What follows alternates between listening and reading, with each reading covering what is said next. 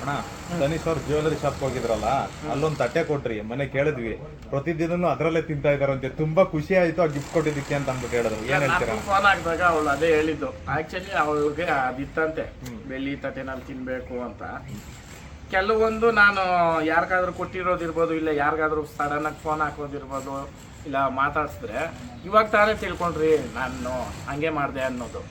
ಆಮೇಲೆ ನನ್ನ ಮನ್ಸಲ್ಲಿ ಇತ್ತು, ಇದು ನಿಮ್ಮ ಕೊಟ್ಟಿದ್ದು ನಾನು ತುಂಬಾ ಅಂದ್ರೆ ತುಂಬಾ ಇದಾಯ್ತು ಅಂತ ಹತ್ಕೊಂಡ್ಲು ಅವತ್ತು. ನನ್ ಬಹಳ ಖುಷಿ ಆಯ್ತು ಅಂತ.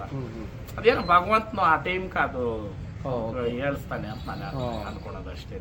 ಅವ್ರು ಇವತ್ತು ಸಹ ನೋಡಿ ಎಲ್ಲಾ ವಿಡಿಯೋದಲ್ಲೂ ಹೇಳವ್ರೆ, ನನ್ಗೆ ತುಂಬಾ ಖುಷಿ ಆಯ್ತು ಅವ್ರು ಕೊಟ್ಟಿದ್ದು, ನಾನು ಇವತ್ತು ಸಹ ಆ ಬೆಳ್ಳಿ ತಟ್ಟೆಲ್ಲೇ ಊಟ ಮಾಡ್ತಿದ್ದೀನಿ ಅಂತ ನೆನ್ನೆನೂ ಸಹ ಹೇಳಿದಾರೆ. ಅವ್ರ ಮನ್ಸಲ್ಲಿ ಅನ್ಕೊಂಡ್ರಂತೆ, ಅದೇ ತರನೇ ತಗೊಂಡೋಗಿ ಕೊಟ್ಟಿದಿರಲ್ಲ, ಅದು ಎಲ್ಲ ಅದನ್ನೇ ನಾನು ಹೇಳೋದನ್ನ.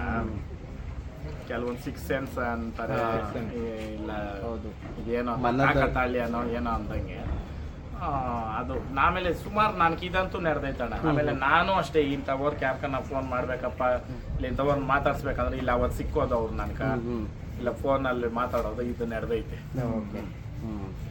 ಅನ್ಕೊಂಡಂಗೆ ಕನೆಕ್ಟ್ ಆಗುತ್ತೆ. ಹೌದು. ಅಲ್ಲ ಏನ್ ಗೊತ್ತಣ್ಣ, ಇಲ್ಲಿ ಬೈ ಹಾರ್ಟ್ಲಿ ನಾವ್ ಯಾರೇ ಬರ್ಲಿ ವಿಶ್ ಮಾಡೋದು ಅಷ್ಟೇಣ. ದಯವಿಟ್ಟು ನಾನು ಎಲ್ರಿಗೂ ಹೇಳೋದದೇ, ಯಾರಿಗಾದ್ರೂ ನಾವ್ ಹರ್ಸ್ರೆ ಮನ್ಸಾರ ಹರ್ಸ್ರಿ, ಫಲಿಸ್ತದೆ. ಮನ್ಸಾರ ಮಾಡ್ಬೇಕು, ಏನೇ ಆಗ್ಲಿ, ಕೆಲಸ ಆಗ್ಲಿ ಕಾರ್ಯ ಆಗ್ಲಿ, ಮನ್ಸಾರ ಮಾಡಿದಾಗ ಅದಕ್ಕೆ ಫಲಾನುಫಲ ಭಗವಂತನು. ಅದನ್ನೇ ಹೇಳೋದು, ಶ್ರಮ ನಮ್ದಿರ್ಬೇಕು.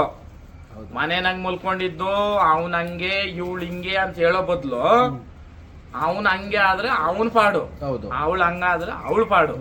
ನಿಂದೇನ್ ಗುರು ಜೀವನದಲ್ಲಿ ಅವ್ರನ್ನ ಇವ್ರನ್ನ ಪ್ರಶ್ನೆ ಮಾಡ್ಕೊಂಡೇ ಬದುಕೊಂಡ್ ಬಂದ್ಬಿಟ್ರೆ ಆಗೋಯ್ತಾ? ನಾವು ನಮ್ಮ ಕಷ್ಟಾರ್ಜಿತ